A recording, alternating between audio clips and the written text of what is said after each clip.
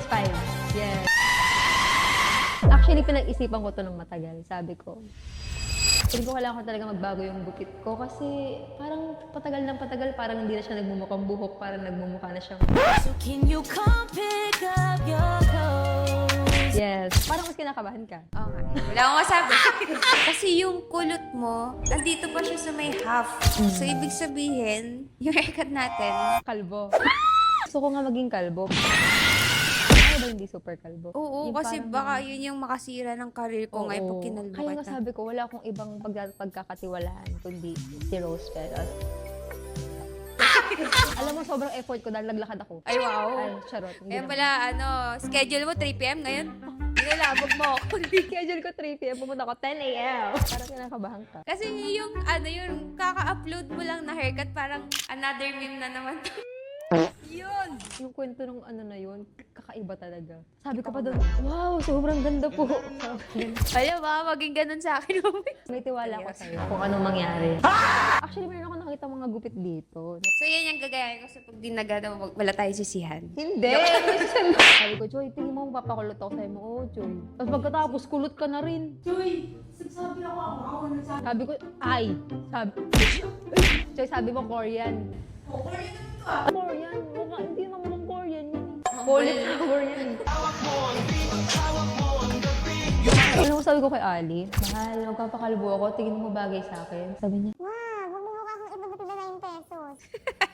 ay presyo. Sabi ko, ba't tingnan? Para daw medyo mahal. Kaso parang tag 6 lang siya Oo, mamaya. baka mamaya tag 6 lang ako, wag naman ah. Ayan o, ganito guys. Yan, kita niyo guys. So, okay lang hindi siya burst kasi First grade pa rin to, ya? alam mo yung recent upload mo, tapos okay naman yung Ayoko na, haircut. parang bangungot sa akin. O kasi yung shape kasi natin, maliit lang yung ulo natin. Yung nga sabi nga ni Ali mo, magmumukhang tag 9 pesos, pero Ali hindi 9, 6 siya. Ikaw na bahala. Kung anong gustuhin mo sa buhay, go. Kung gusto mo kong kalbuhin, tanggalin ng ulo, ikaw na. Pero wala tayo sisihan mamaya ah. Sige. Pagka hindi ko nagustuhan, hindi lang ako magbabayad. Sige, okay lang. Basta wala sila sa social media. Alam mo, ang ginawa kasi nung huli kong pagupit, super emergency na kasi. Ang ginawa ng barbero, di ba kulot siya daw daba sa N, tapos gugupitin. Hindi, ginawa niya akong puno. Habang nakaganyan yung buhok ko, pinagagaganong-ganon niya lang siya.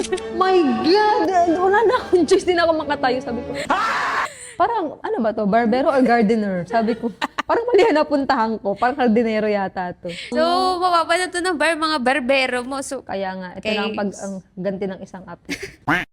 Ready ka na? ready na ako. Ready na konti. Char. Yes! Basta hindi ko na upload pag di okay ah. Oh, sabi mo. Kulot Era, signing off. Got a sweet Asian chick, she go low main. Wait lang, mali.